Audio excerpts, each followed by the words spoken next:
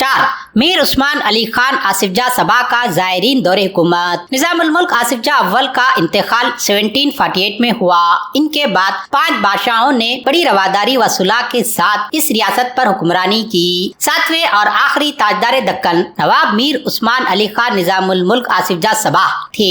नवाब मीर उस्मान अली खान 5 अप्रैल 1886 को पैदा हुए और 25 साल की उम्र में अपने वालिद नवाब मीर महबूब अली खान निज़ामुल मुल्क आसिफ जाह सादिस के इंतकाल के बाद 1911 में तख्त नशीन हुए। रियासत हैदराबाद के कुल 16 जिले थे, जो तेलंगाना में 8, मराठवाड़ा में 5 और कर्नाटक में 3 के इलाकों पर मुश्तमिल थे। शान आसिफिया ने बहुत शान व शौकत से रियासत हैदराबाद पर हुकूमत की, लेकिन आखिरी फरमारवा मीर उस्मान अली खान की अजमत और जाह व जलाल का मर्तबा कुछ अलग ही था, जिसकी बुनियाद सादगी पर मबनी थी। इनकी सादगी और किफायत शायरी के कई वाक़यात है जिससे बड़ा ताजुब होता है, खुसूसन इसलिए भी कि हुजूर निजाम दुनिया के अमीर तरीन शख्सियत थे। ऐसे बादशाह का ऐसा तर्ज जिंदगी हैरान कुन था। निजाम के कट्टर मुखालिफ और दुश्मनों ने भी इनके किरदार, रियाया परवरी और इंसाफ व रवादारी की तारीफ की है। मीर उस्मान अली खान जब तख्त नशीन हुए उस वक्त दुनिया में नए नए इनकलाब दस्तक दे रहे थे।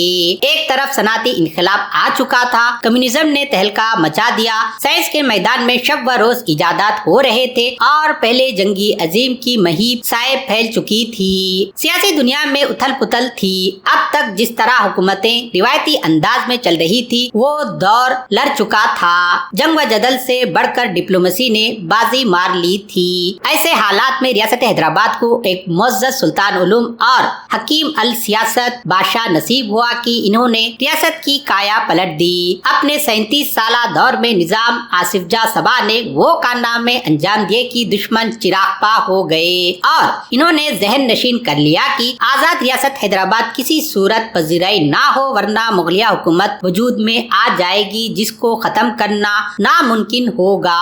दरअसल रियासत हैदराबाद इस्लामी हुकूमत नहीं थी, लेकिन मुतासब हिंदू जहनियत के लिए इस रियासत का बादशाह का मुसलमान होना ही इन्हें खौफजदा और जलन में मुब्तला करने के लिए काफी था। मीर उस्मान अली खान की ज़ायरीन कारनामे और रिफा आम के कामों की एक तवील फेरिस्त है। इन्होंने अपनी रियासत का एक दस्तूरी असासी कॉन्स्टिट्यूशन बनाया, इंतजामिया के लिए बाब हुकूमत की बुनियाद कायम की जो मॉडर्न तर्ज हुकूमत के लिए जरूरी था, यानी विजारा और सेक्रेटरीज वगैरह की बुनियाद रखी। खलमदाने वजारत का तरीक़ेकार अपनाया गया, अपनी फौज को असरी तकाज़ों के मुताबिक तरबियत दिया।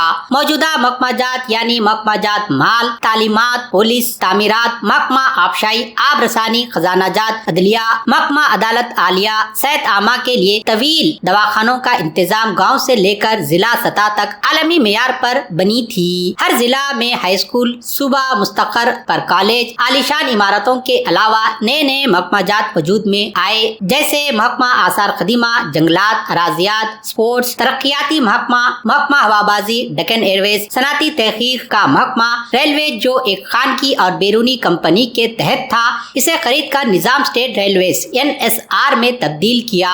गांव में तहतानी मदारिस के लिए इमारतों की स्कीम, गांव गांव से जोड़े रास्ते, बड़े बड़े सड़कें और पुल तामीर किए गए। शहर में आब रसानी, ड्रेनेज का इंतजाम, सिक्का में नोटों की छपाई व उजरा, महकमा शुमारियात, महकमा करोड़गिरी, कस्टम और तालीमात में इस्लाहात व तोसी, उस्मानिया यूनिवर्सिटी और दारुल तर्जुमा का क़याम और हिंदुस्तान व बैरून हिंद यानी यूरोप की यूनिवर्सिटियों के मुताबिक निसाब का इतलाक, पूरे मुल्क में आला तरीन असातिज़ा का तखर्रुर, बला लिहाज मज़ाहिब, यूनिवर्सिटी के तमाम शुबाजात की तरक्की और एक जामा मंसूबा के तहत आलीशान इमारत व खेल के मैदानों की तामीर, आला मेयारी कुतुबखाने, महकमा इंडस्ट्रीज और इसके तहत सैकड़ों कारखाने, बड़े भी और छोटे भी, जिनमें कपड़ा, शक्कर, सीमेंट, तेल, तंबाकू, शीशा साजी, कागज, कोयला वगैरह शामिल है। महकमा ज़राअत और मुख्तलिफ इजनास व कपास वगैरह के लिए रिसर्च सेंटरों का क़याम, महकमा अदलिया को इंतजामिया से अलग करना और मॉडर्न खतूत पर अदालतों के निज़ाम को इस्तवार करना, महकमा तिबाबत की तोसी, नए नए दवाखाने यूनानी और वैदिक तरीका इलाज से मामूर थे। तलबा के लिए तरीका इलाज की तालीम के लिए मदरसे, कॉलेज, टेलीफोन और रेडियो स्टेशन, महकमा इमदाद बाहमी, बैंकों का निजाम, बड़े बड़े तालाब जिनसे लाखों एकड़ जमीन सैराब हुई, शहरों में बर्की का इंतजाम। बहरहाल वो कौन सी ترقیاتی اسکیم نہیں ہے جس پر نظام سبا میر عثمان علی خان نے اپنی نظر التفات نہ ڈالی ہو۔ ان کے زمانے میں ترقی کا ایک سیلاب آ گیا تھا اور عوام الناس خوشحالی کی طرف گامزن تھی۔ میر عثمان علی خان کا دور حکومت صرف 37 سال کا ہے، لیکن اس مختصر عرصے میں ہمہ جہتی اور یورپ کے معیار کی ترقی کی ایسی مثال ہندوستان کی کسی دوسرے ریاست میں نہیں ملتی۔ ریاست حیدرآباد ہر لحاظ سے اور ہر معنوں میں ایک خود مختار مملکت تھی۔ یہاں صرف کارخاں نامایا کا ذکر کیا ہے، ورنہ ہر شعبے کی تفصیل کے لیے ایک دفتر لگ جائے گا۔ اس ترقی کی خاص بات یہ تھی کہ ریاست حیدرآباد کی یہ دلکش اور شاہکار تصویر جس کینوس یا پردہ پر بن رہی تھی وہ اردو کا تھا۔ اردو فرقہ پرستوں کے لیے بر صغیر میں اسلامی طاقت اور عظمت کا نشان مانا جاتا ہے اور اردو سے ان کا بغض و دشمنی آج بھی جاری ہے۔ جامعہ عثمانیہ میں ایسے اساتذہ تھے جو عالمی شہرت رکھتے تھے اور یہ لوگ یورپ اور دیگر مشہور یونیورسٹیوں اور درسگاہوں کے سند یافتہ تھے۔ دراصل نظام دکن کا یہ دور ملک کی اور مسلمان ہند کی تاریخ کا ایک درخشندہ باب ہے جس کی مثال گزشتہ میں نہیں ملتی ہے۔ انہی کے دور میں جامعہ عثمانیہ میں ایسے قابل استاد تھے کہ ان کا ثانی ملک میں کہیں نہ تھا۔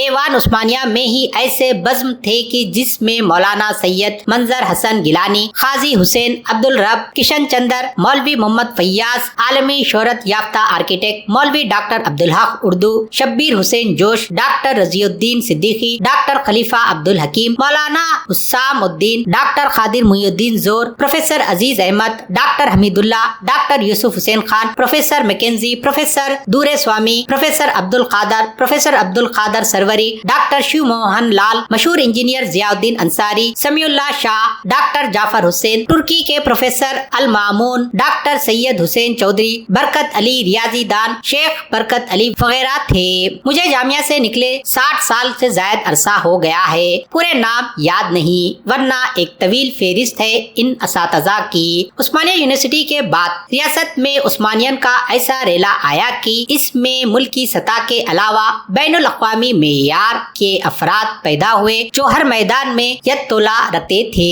ان کی وجہ سے اردو نے وہ مقام حاصل کیا جو دنیا کی ترقی یافتہ زبانوں کو حاصل تھا۔ اندرون ملک کی تمام زبانوں کو اردو نے پیچھے چھوڑ دیا تھا۔ یہ سب کچھ عثمانیہ یونیورسٹی کی بدولت ہو سکا۔ عثمانیہ یونیورسٹی کا قیام اور اردو زیر تعلیم کو اس وقت کے مشاہیر نے بہت سراہا۔ تعریف کرنے والوں میں مہاتما گاندھی، راج گوپالچاری، آزاد ہندوستان کے پہلے governor general doctor Rabindra Nath Tagore, sir Tej Bahadur وغیرہ شامل ہے۔ کسی بھی ملک و سلطنت میں عوامی فلاح و بہبود کے کام اور دیگر ترقی کے لیے ملک میں امن و امان کا ہونا نہایت ضروری ہے، ورنہ تمام منصوبے دھرے کے دھرے رہ جاتے ہیں۔ ریاست حیدرآباد حقیقی معنوں میں ایک امن کا گہوارہ تھا۔ ریاست کی آبادی 1,85,00,000 تھی۔ اس میں 1,07,00,000 کے قریب اہل ہندو بشمول پست اقوام تھے اور مسلمان قریب 25,00,000 یعنی 12% تھے۔ فرقہ وارانہ ہمانگی سب اچھی تھی۔ اس کی اصل وجہ نظام کے انصاف پروری اور رواداری تھی۔ ریاست کی سرکاری زبان اردو تھی، لیکن مقامی زبانیں یعنی مراٹھی، تیلگو اور کنڑا کے ساتھ بھی اچھا سلوک تھا۔ 93ویں سطح تک تعلیم اپنی اپنی مادری زبان میں ہوتی تھی اور اس کے بعد میٹرک تک ان زبانوں کا ایک لازمی مضمون رہتا جو اس زبان کے طالب علم حاصل کرتے تھے۔ اس طرح یہ زبانیں بھی پھل پھول رہی تھی۔ سب سے اہم اور خصوصی بات یہ ہے کہ گاؤں کا نظم و نسق جو پٹیلوں اور پٹواریوں کے ہاتھ میں ہوتا تھا وہ سب انہی زبانوں یعنی مراٹھواڑہ کے اضلاع میں مراٹھی، کرناٹک کے اضلاع میں کنڑا اور تلنگانہ کے اضلاع میں تلنگی ہوتا تھا۔ اس وجہ سے اردو دان طبقے کو بھی مراٹھی، کنڑی اور تلنگی سے واقف ضروری تھا۔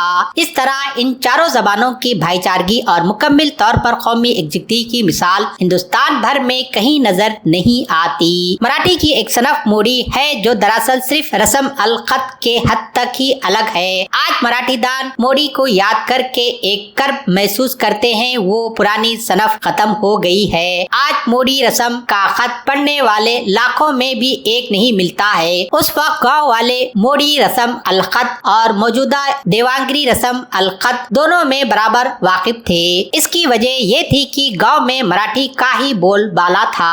گاؤں کے مدرسین اور سرکاری کارکن مراٹھی اور اردو سے اچھی طرح واقف تھے۔ آج اردو میں پتہ لکھا ہوا خط پہنچایا گیا، اس کی की गारंटी नहीं, लेकिन उस वक्त मराठी पता वाले खतूत बआसानी मिल जाते थे। गांव में तहरीर शुदा दस्तावेजात, दुकान के खाते और रोजाना की तहरीरी कारोबार मराठी में ही होते थे। यानी ये कि कर्नाटक में कन्नड़ी और तेलंगाना में तेलंगी में हुआ करते थे। उर्दू चूंकि सरकारी जबान थी, इसलिए इसका मुकाम और मर्तबा यकीनन आला तरीन था। लेकिन निजाम के फरमान बिरादर फिरका परस्तों ने पुलिस एक्शन के बाद लिखा है कि उर्दू का निफाज इनकी सकाफती और तमद्दुनी जारियत के बराबर था। इन फिरका परस्तों को मैं फरमान बिरादर कह रहा हूँ कि जब तक निजाम की हुकूमत थी, इन्हीं की मीठी में गाँव का नज़म व नसक था। वो लोग उस दौर में कमर में पट्टा बांधे हुजूर निजाम कहते, निजाम के अतराफ कशफ बिरादरी करते रहते हैं। जिस रियासत की आबादी 4 जबानों बोली जाती है, वहाँ का फरमा रवा चारों जबानों को सरकारी जबान का दर्जा नहीं दे सकता, बल्कि कोई ऐसी जबान को ही ये दर्जा देगा जिससे सब लोग मानूस हो। इसलिए उर्दू ने अपनी मेरिट पर ये दर्जा हासिल किया। आज भी जमहूरी हिंदुस्तान में हिंदी को ये दर्जा क्यों मिला? इस सवाल के जवाब पर संजीदगी और ठंडे दिल व दिमाग से गौर करें तो साफ वाज़ेह हो जाएगा कि उर्दू पर जारियत का इल्जाम लगाने वाले बगस की कौन सी सीढ़ी पर है। आज हमारे मुल्क में 30 के करीब रियासतें हैं, जहाँ 100 से ज्यादा जबानें हैं जो लिखी और पढ़ी जाती है। फिर भी हमने सिर्फ हिंदी को चुना, क्यों न 30 जबानों को कौमी जबान बनाया। उर्दू ने ही ये मुश्किल हमारे हाथ में दी कि हमने अपने हिंदी का नाम देकर मुल्क को रोशन करने की कोशिश की है। निजाम को बदनाम करने के लिए उर्दू पर जारियत का इल्जाम लगाया जाता है। हालांकि उर्दू हमारी गंगा जमुनी तहजीब की लाजवाल मिसाल है। ममलकत महरूसा सरकारी आला में हिंदुओं को वजीर आजम से लेकर निचले दर्जे तक मुलाजिमतें दी गई है। वजीर आजम जैसे ओहदों पर नरेंद्र बहादुर, चंदूलाल और महाराजा सर किशन प्रसाद शाद बहुत मशहूर हुए। आम मुलाजिमतों में भी हिंदुओं का पूरा ख्याल रखा गया। उस दौर में हिंदुओं में ब्राह्मण तबका ज्यादा आगे था, क्योंकि सिर्फ यही लोग तालीम याफ्ता थे। दूसरी जातों के लोग बहुत कम बल्कि नहीं के बराबर तालीम याफ्ता थे। इसलिए बड़े ओहदों पर सिर्फ ब्राह्मण ही तकर्रुर पा सकते थे। मेरी याददाश्त के मुताबिक हर तालीम याफ्ता ब्राह्मण सरकारी मुलाजिमत में था। ब्राह्मणों ने हर शोबे में अपना मुकाम बना लिया था, खुसूसन वकालत, तदरीस, तिब और इंजीनियरिंग में वो आगे थे और हर मैदान में पेशेवाराना सलाहियत व ईमानदारी के लिए मशहूर थे। पस्त अख्वाम और अछूतों की तालीम और सदहार के लिए निजाम ने इक़दाम किए थे। इसका इजहार उस करारदाद से होता है जो 1931 में ऑल इंडिया अछूतों की नुमाइंदों ने किया था। इन नुमाइंदों की तादाद कोई 10,000 बताई जाती है, जिसमें डॉक्टर अंबेडकर मौजूद थे। वो करारदाद ये है।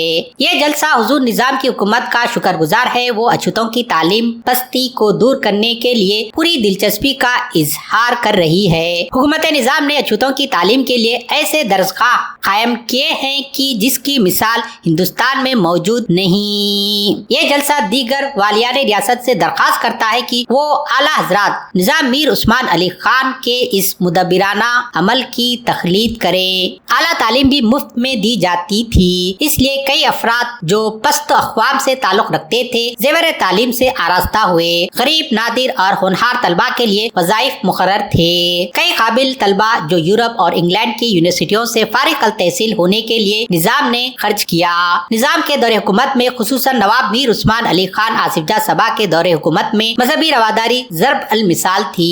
एक तरफ गाँव के पटेल, पुलिस पटेल व माली पटेल और पटवारी 99% हिंदू हजरात थे, तो दूसरी तरफ सरकारी मुलाजिमतों में तमाम ब्राह्मण सिवाय आजाद पेशा के जम थे। ये सही है कि सरकारी मुलाजिमतों में आबादी के लिहाज से कम होने के बावजूद मुसलमान अक्सरियत में थे। आबादी के तनासुब से मुलाजिमतों में हिंदू कम थे। आज मुसलमान 14% होने के बावजूद सरकारी मुलाजिमत में बमुश्किल 1% से जायद नहीं है और सैकड़ों तालीम याफ्ता मुसलमान बेरोजगार है। उस वक्त कोई भी तालीम याफ्ता हिंदू बेरोजगार नहीं था। ये बात दावे के साथ कही जा सकती है, क्योंकि उस जमाने में ब्राह्मणों के अलावा दूसरे जातों में तालीम का रिवाज नहीं था। इसलिए सिवाय ब्राह्मणों के दूसरे हिंदू मुलाजिमतों में नहीं थे। इसमें हुकूमत की तरफ से कोई रुकावट नहीं थी। ओहदेदारों की फहरिस्त में शहर हैदराबाद के नवाब, जागीरदार और राजा ज्यादा थे। इदला में मुसलमान और हिंदू सरकारी मुलाजिमतों में एक जैसे थे। बड़े ओहदों पर शहर हैदराबाद के मुसलमानों का ज्यादा होना यकीनन निजाम की सोची समझी हिकमत अमली का जस जरूर था। यही हिकमत अमली आज भी इस जमहूरियत में जारी है, मगर फर्क ये है कि उस वक्त मुसलमान बड़े ओहदेदार थे तो अब हिंदू बड़े ओहदेदार है। गैर मुस्लिम मुलाजिमीन जो खुसूसन मंदिर, धर्मशाला, गौशाले, जात्रा, रथों के जुलूस, देवियों के जुलूस, गिरजा,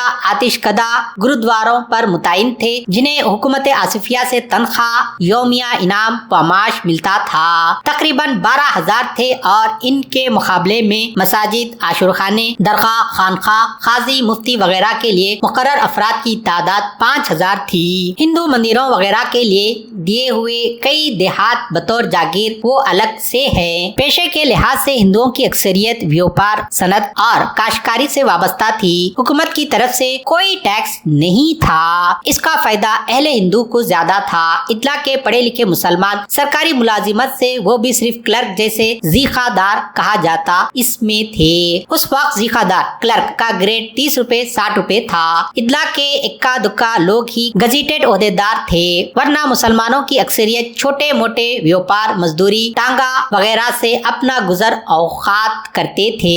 इस लिहाज से रियासत के हिंदू ज्यादा मालदार और खुशहाल थे। मजहबी रवादारी हमेशा इंसाफ के तराजू में तोलती रही, किसी ज्यादती को बर्दाश्त नहीं किया गया। ऐसे वाकयात है जिनमें कानून व हकाइक की रोशनी में अमल किया गया।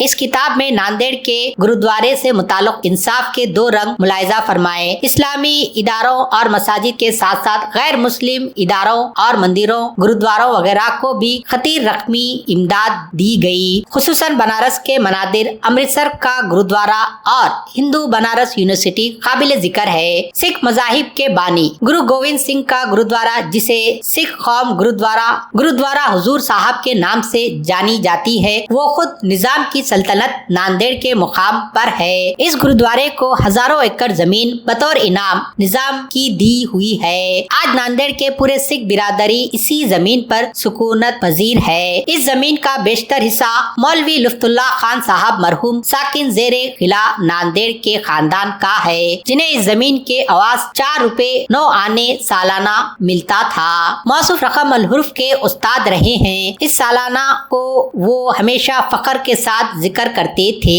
इसके अलावा मजीद कई गुरुद्वारे बशमूल बीदर भी निजाम के अदल गस्तरी की मुंह बोलती तारीख है। पूरे रियासत में जिले, तालुकों और हर गांव में सरकारी मदरसे मौजूद थे। इसके बावजूद निजाम की रवादारी की वजह से सैकड़ों खानगी मदरसे, कुतुबखाने और वर्जिश अखाड़े आर्या समाजी और फिरका परस्त हिंदू तंजीमों ने कायम कर रखे थे। ये इदारे रियासत के हर छोटे बड़े मुकाम पर मौजूद थे। वर्जिश अखाड़े से मजहबी जुलूस जैसे होली, दशहरा और गणेश विसर्जन के लिए वॉलंटियर्स फराहम होते, जो लड़ाई झगड़ा के लिए ज्यादा और इंतजाम के लिए कम थे। इनके बलबूते पर आर्य समाजियों ने शिद्दी तहरीक भी चलाई। इस पसे मंजर में 2 बातें सामने आती है। एक ये कि एक मुतलक अल अनान बादशाह होने के बावजूद मीर उस्मान अली खान रियाया परवर और इंसाफ के शादाई थे। इन्होंने अपने हिंदू रियाया पर और पोटा जैसे कानून नहीं लगाया और न ही इनकी हिम्मत जहती तरक्की में कोई रुकावट या पाबंदी आयद की। हालांकि ऐसा करना एक मुतलक अल अनान बादशाह के लिए नामुमकिन नहीं था। दूसरी बात जिससे ये जाहिर होता है कि किस तरह फिरका परस्त और मुतसाबना जहनियत रखने वाले अफराद ने निजाम के खिलाफ खुफिया तौर पर साजिश करने की कोशिश की। ये एक हकीकत है कि सिर्फ चंद अफराद ही इसके पीछे रहे हैं। 1946 तक कोई तंजीम इस ताल्लुक से पेश नहीं थी। रियासत हैदराबाद में रहने वाले एक आजाद मुल्क में रहते थे और अगर मैं ये कहूँ कि मुल्क के बाकी इलाकों की हैसियत एक गुलाम मुल्क की थी तो कोई गलत ना होगा। रियासत हैदराबाद हिंदुओं और मुसलमानों की जन्नत थी। किसी फर्द चाहे वो किसी मजाहिब से ताल्लुक रखता हो, जरा बराबर नाइंसाफी नहीं हुई। आज की जमहूरियत में क्या हो रहा है, बेगुनाह मासूम मुसलमानों को चाहे मर्द हो या औरत फर्जी मुठभेड़ में मार दिया जाता है। बेगुनाह मुसलमानों को संगीन इल्जामात में फंसा दिया जाता है। फिरका परस्तों जो जुल्म कर रही है, इसकी जैसी एक भी मिसाल रियासत हैदराबाद में पेश नहीं की जा सकती, जबकि इस रियासत का फरमा रवा एक मुतलक अल अनान मुसलमान बादशाह था। सही मानों में हिंदू मुसलमान इत्तेहाद की तस्वीर था। हैदराबाद निजाम का कौल मशहूर था कि हिंदू और मुसलमान इनकी 2 आंखें हैं।